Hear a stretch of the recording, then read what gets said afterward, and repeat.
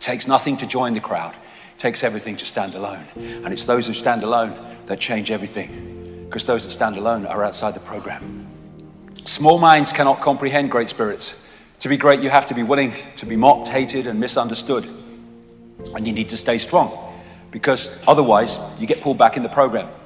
What a great quote this is from Bob Marley. And I tell you what, even in recent times, I freaking learned this one. You never know how strong you are until being strong is your only choice. It's amazing what strength we can manifest when the situation demands it. It's taking responsibility, because what we don't face, we cannot change. It's your road and it's yours alone. Others may walk it with you, but no one can walk it for you. We're all unique.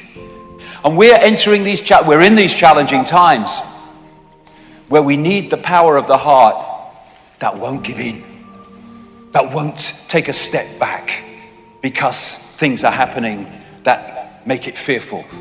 This doesn't do fear.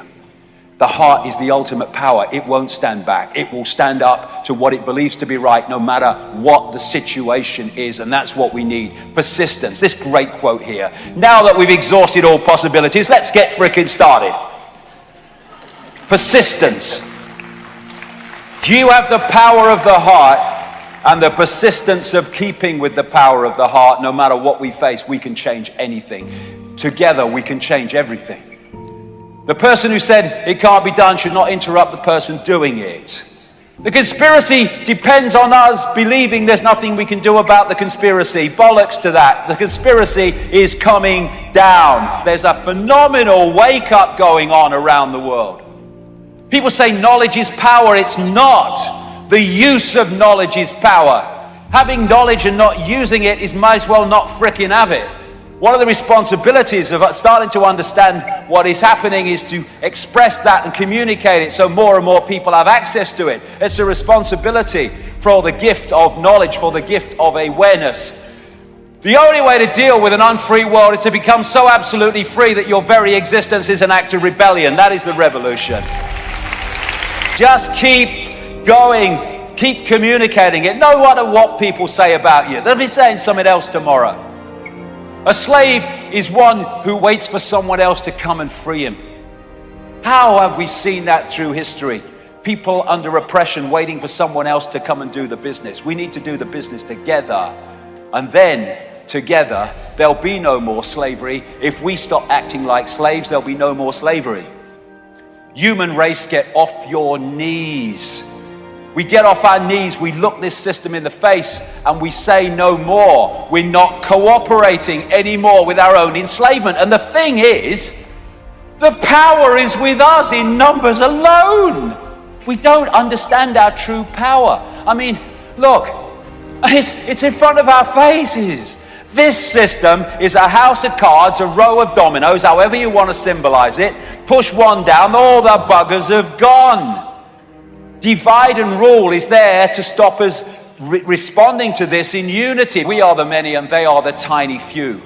So what they have to do is divide and rule us. So we're fighting among ourselves, and therefore we don't focus ourselves together in unity on the common control system.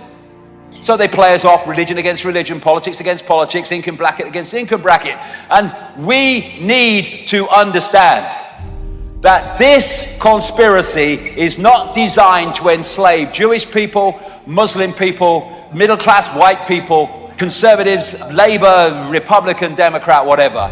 It is designed to enslave all of us that are not in the 0.1%. That is, for goodness sake, let's concentrate our minds, put down our dividing belief systems, put them aside, and let's unify with what all of us are going to be affected by and increasingly are affected by.